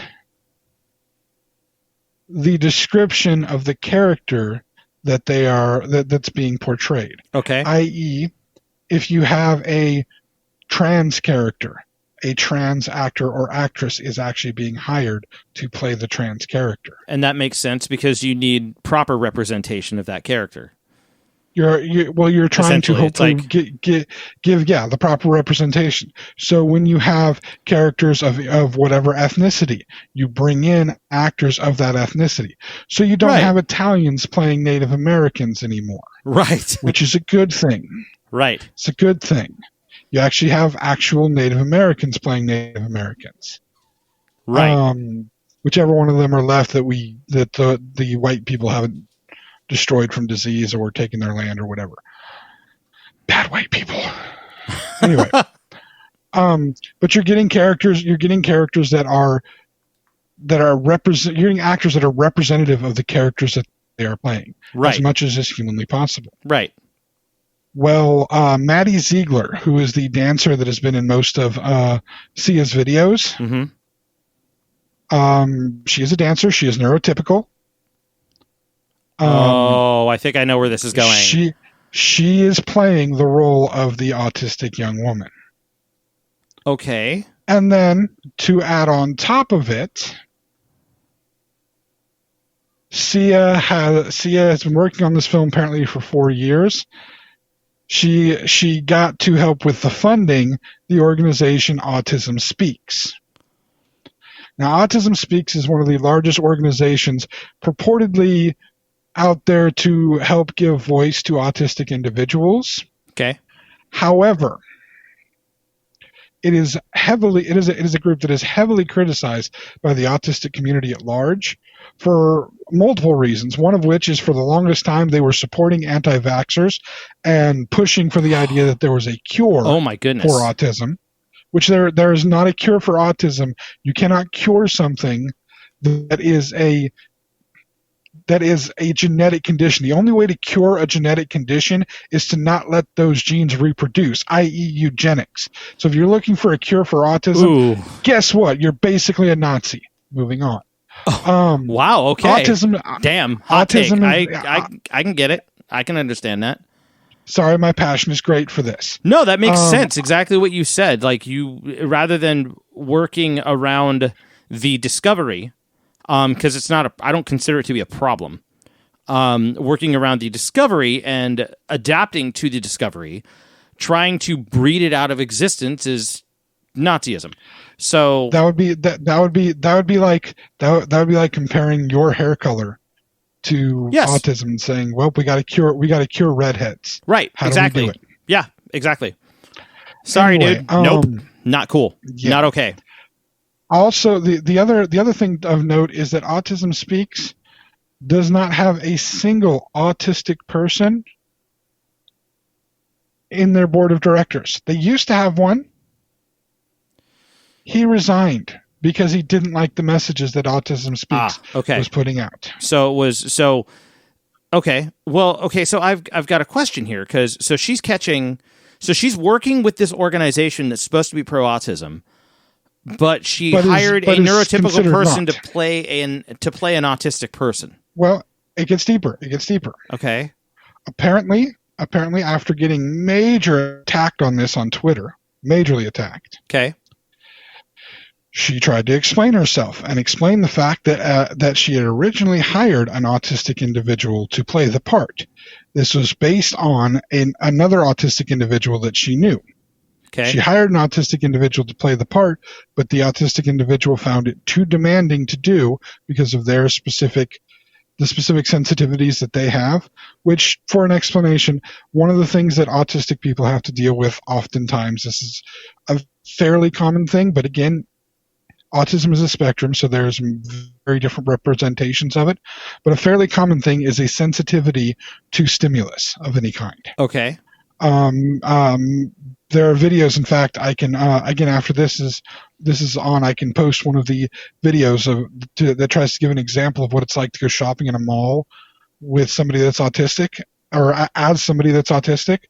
What can happen is, I know you felt some of this in your life at different points. There are times when you feel like there's too much noise happening, or there's too many lights, there's too many people. You're just overwhelmed with sensory input. It is believed from reports from autistic people and from various research that has happened that it is very simple and easy for a person with autism to have that overstimulation. Mm-hmm. It's almost as if all of their receptors, their vision, their hearing, their sense of smell works on an overload. Okay.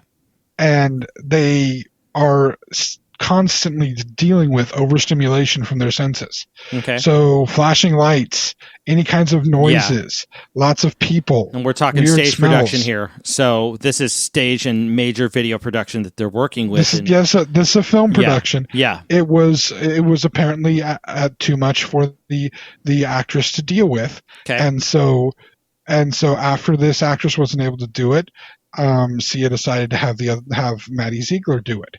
Okay. She is imploring people to watch the film before they can make the judgments on who she chose, before they really start making heavy judgments on who she chose as the actress, to understand that the film is not trying to be exploitative.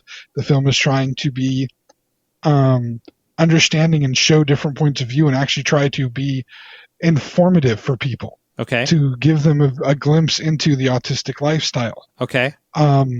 Again, most of the flack she's receiving is for not having an actress on the spectrum portray a character on the spectrum, which is it is a deal. I'm sure that there are more than enough actors and actresses available that are on some varying level of the spectrum that can deal with the pressures of being able to do a film shoot and work through that. It doesn't seem as if, from what has been shown so far, Sia may not have pursued all of the options that she could have, and pursued one option and then decided to go with somebody that she was already comfortable with. Okay. The idea, though, of having a neurotypical person play a non-neurotypical person, in fact, has been parodied in probably one of the most amazingly unusual ways in the movie Tropic Thunder, where Robert Downey Jr.'s character, who of course underwent massive surgery so that he could play blackface, right, which is awful. Has a discussion with Ben Stiller's character about a movie that he did where he played somebody who was mentally retarded, again, to use that antiquated phrase. Okay. And that he, to use the phrase that Robert Downey Jr.'s character used, again, character using in the film, Ben Stiller's character made a mistake of going full retard.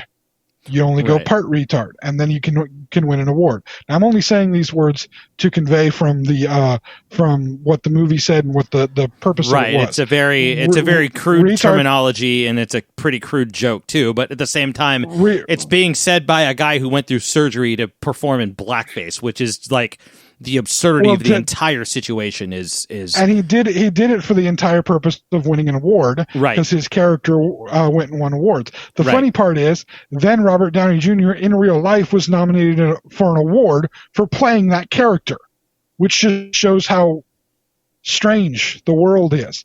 But the commentary, if you understand Ben Stiller's comedy, and especially the comedy that movie is making, right, the commentary is not telling Ben Stiller's character to not play somebody who has mental issues. The commentary is, why do we keep giving actors, these neurotypical actors, these roles that as not, people with some kind of a mental issue, and then giving them awards for playing it, like they're having to. It's almost I wouldn't say almost. It is an insult to anybody in the special needs community. You know, I remember to have people have neurotypical actors getting these awards because they are so outstanding playing somebody with some kind of mental deficit. What does that say? What's really funny about that is about a decade before Tropic Thunder came out. When did Tropic Thunder come out? What, like 2013 or something like that? It wasn't. I remembered it was close to about a decade before Tropic Thunder came out. Maxim actually touched on this subject. And they did it in a crude way, but it was I remembered seeing it in print. I was still working at Blockbuster at the time. It was like 2002, 2003, I think. 2008 is when Tropic Thunder came out. Okay, so it's 5 years before rather than 10. So it was about 5 years before Maxim called this out, and they came out with it was a satirical article called, and I say this because it's what the title was, "I'm Retarded, Give Me an Oscar." That was the name of the article, and it was listing all of these neurotypical people that were playing roles of mentally handicapped people. I guess if that's the I'm not sure if that's the proper terminology to use, so I apologize if it's not because I'm not trying to be anymore, but different mentally challenged maybe is a little better. I didn't. I'm not meaning to be. I'm not trying to be offensive here, and I apologize if I was. Understood. But the idea was that it was absolutely farcical to pull people that it's almost like it was calling out that creating the role was exploitative in itself, but it puts the icing on the cake being that you're pulling somebody that is neurotypical to play these roles when it's impossible for them to be fully considerate of the role because of who they are. And it was extremely hypocritical to keep creating these roles for people when we're in a society that is you're trying to raise awareness by doing it, but hiring somebody when there is someone who can play that role specifically is way more considerate. That also brings me to another. There was an episode of Family Guy actually that touched on the challenges with Downs. Yeah. Okay. And they hired a Downs actress to play a Downs character, a character with Downs. Yeah. They hired an actress with Downs, and Family Guy was catching craps because there was a lot of crude jokes based on mental health. and all these other things that were happening in the episode, but they intentionally hired somebody to represent that because it was an episode that specifically raised awareness about around neurotypical bigotry and mental awareness. And it was brilliant, and that was the purpose of the episode. The moral of the episode was to not be so judgmental, but of course they did it in their, new age, all in the family type Archie Bunker-esque humor. And it was very brilliantly done. I can say that humor, just like in any other different group, humor exists within the special needs community. Yeah. And people within the special needs community will make jokes about things and about themselves, just like the rest of us make jokes about themselves. Mm-hmm. I mean, how many jokes do I make about me being fat? Okay. Right. I'm a fat guy. I'm going to make jokes about it. I'm okay with certain other people making jokes about it. The skinny motherfucker who's like 6 foot tall and weighs like 120 pounds that can eat 3 Big Macs in one sitting and doesn't gain a single pound, that guy better not say a damn thing to me about being fat. Right. Actually, exactly. He can too. It'll be funny. It'd be funny if he said Well, it something. Depends on, here's the deal. It's not, if he's a complete fucking stranger, that's a whole different ballgame. No, I still might be okay with it if he comes, if it was good enough. As long as you're creative. Like, if I'm looking at him like, where the heck do you put all of that? I got like a teleportation thing in my stomach. It just goes into my stomach, teleports to yours. I'd be like, okay, that's some funny shit right there. Okay, that's funny. That's funny. And it's a bit messed up because like you send it to my stomach, but you don't let me taste it. What's up with that, man? Exactly. That can create an entire other conversation. That's bonding. Yes, that's bonding. I just made a new friend. You're my buddy. But yeah, wait, real quick, I have to know. Yeah. We're going to be buddies. How many knives do you use when you make a peanut butter and jelly sandwich? Because that's really important. But anyway, point being, I wanted to report about this because again, autism is a big issue for me. Yeah, it's probably one of the biggest issues that I kind of try to educate myself more on, learn more on, be a part of as much as I can. I still have things that I'm learning because even as much as I know, the world is changing on a regular basis. Mm-hmm. More medical research is being done, more things are being found, more language is being considered on how to say things in ways that don't hurt other people. Just like when we've dealt with the discussions about racial language and the words that are used to hurt people, the words that make people uncomfortable, mm-hmm. Or again, LGBTQ. We're all learning these things as they are happening, and we still might make mistakes. We still might say the wrong thing. The key is don't say it again after you've been taught what the right thing is. Yeah, be aware that you're trying to fix the problem. Yeah, be aware that you're trying to fix the problem if you're trying to fix the problem, or you know what? Try to fix the damn problem. Like, recognize it's a problem, try to fix it, and don't be an asshole about it. Exactly. Yeah, and so.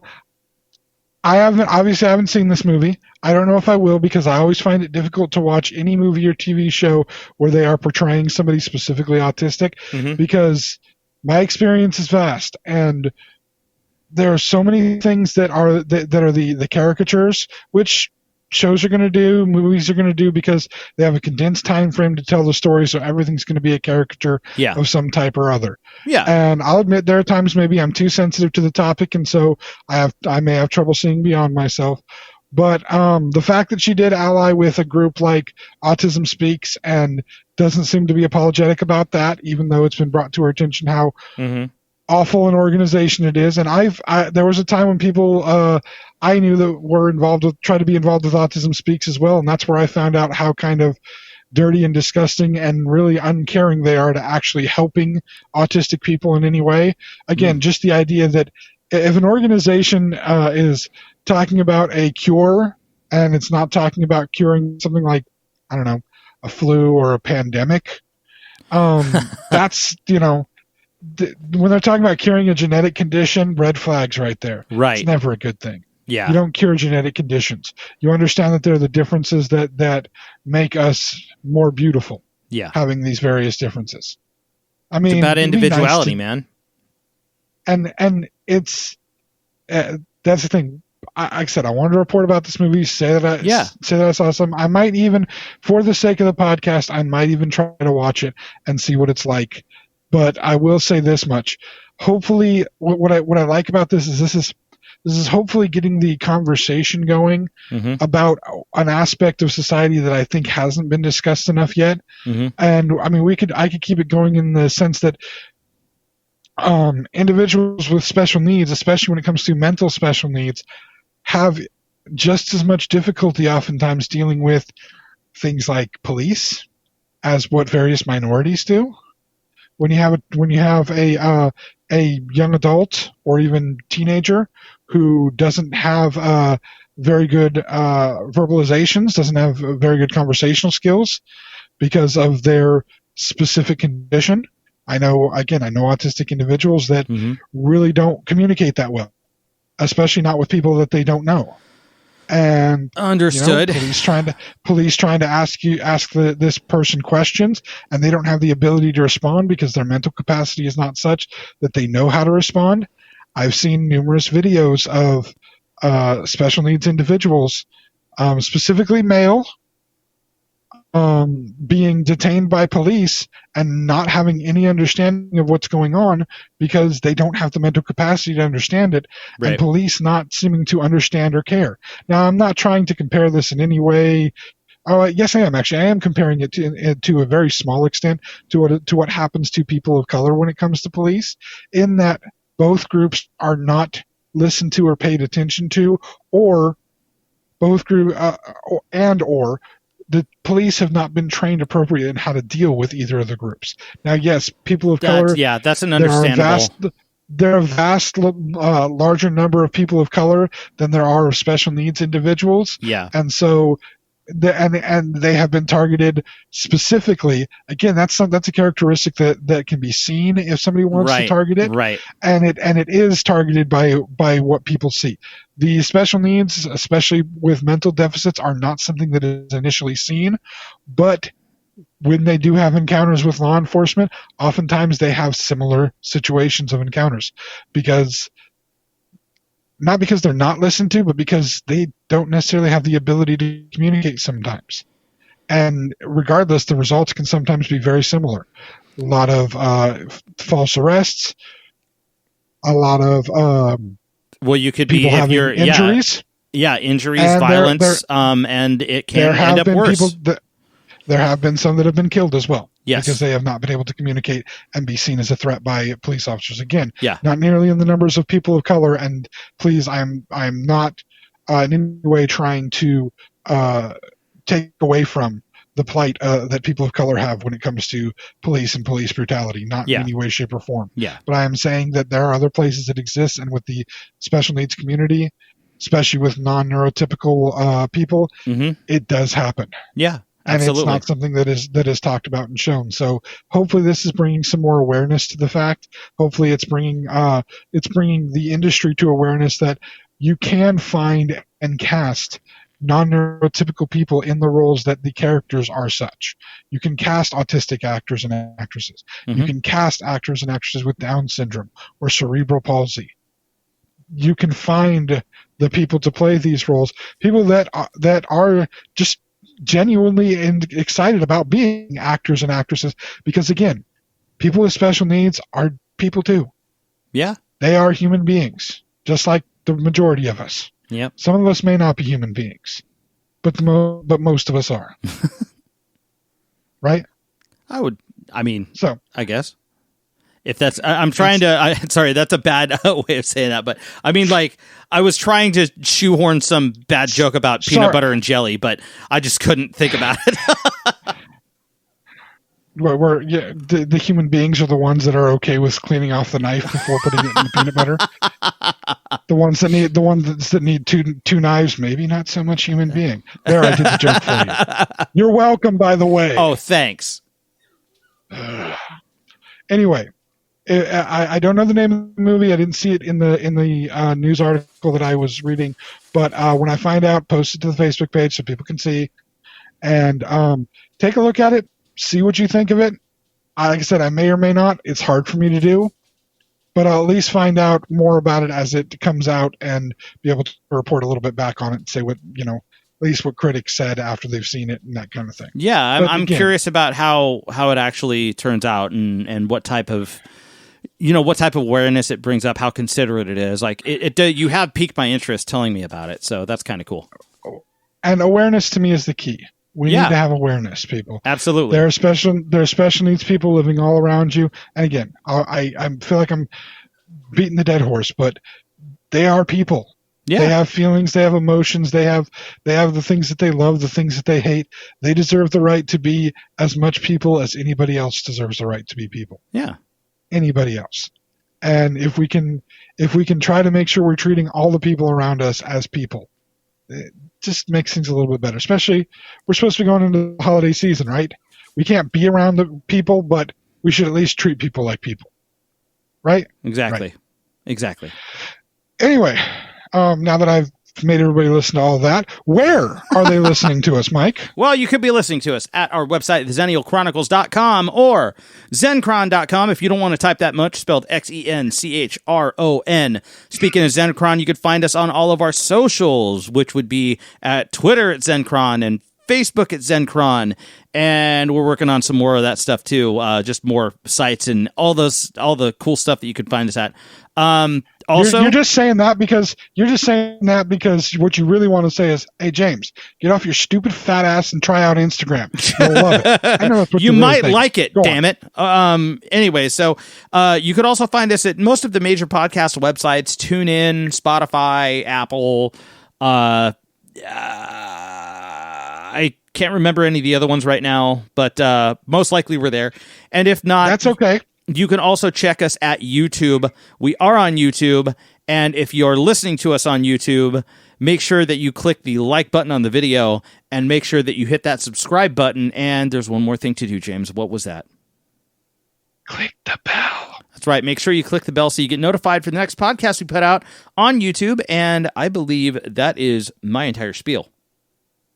And while you're there on YouTube, because this is my spiel part. Spiel's such a funny word. It feels wrong. Reminds me of that magazine Spiegel. But Spiegel? It's not. And then Spiegel makes me think of Smeagol, and now I want a ring. And some fish. Anyway, while you're on YouTube checking out our stuff, clicking all the different things, you might also want to go check out the other things that Mike does, because I know you're listening to this because you like listening to me. Okay, that's not true, I know, but still, let me have that. All right, I need something to motivate me. If you like listening to Mike, then you can check him out on two other things. He has his Ruling Note music page on YouTube where he talks about everything music, basically. Yeah. Histories of music, lessons about music, because that's kind of his thing. And then he has another page called Chronozode Games, where him and his wife are playing video games. Typically, they're trying to play games in chronological order of the story, not when the games come out. Yeah. But I understand the real reason to watch this. And it's you're watching game footage and you're listening to Mike and his wife talk over the game footage. The real reason to watch this is because it's not like most of the gamer channels that you're going to watch. Most of the gamer channels that you're going to watch, the people that are playing the games are actually competent video game players. Mike is not a competent video game player. Nope, you get to watch me suck through video games and it's hilarious. And apparently this is the major fun of it. I don't have enough time to play my own video games, much less watch him suck at them. But I do think at some point or another, for fun, sir, I think we need to set up a situation where I can watch one of these, pick like a really good episode where you do something really, really bad. I'd love to watch one and record me commenting over it, kind of doing a Mystery Science Theater type thing. Okay. And just ripping various things about it, because I think that would be amusing. I'll have to make a fail compilation or something. Yeah, that would be great. And throw in, if you're doing that, throw in some of your voice failures, because that's the fun ones. The one or two episodes I did watch, your voices are hilarious, sir. Thank you. They're fantastic. Thank you. But anyway, check all those out too, please. They're enjoyable. You'll have fun with them, especially again if you're into the video game thing. This is a whole nother take on watching people play video games, and go for it. I know there's a big crowd that loves watching those things. Yeah. So it's like me watching football. I'll watch football all day. Same thing. Yeah. People watching video games. People will argue it's not the same thing. It's the same damn thing. Somebody else is playing the game and you're just watching it. So when your dad questions, what the hell are you doing watching somebody play video games? You can say, well, you watch football or basketball or baseball. And if they watch soccer, they don't even know what a sport is. So don't talk to that person anymore. Anyway, Fair. Thank you all for listening and enjoy your Thanksgiving. And we'll talk to you next week. Y'all have a good one. Thank you for tuning in, friends. The journey continues next week.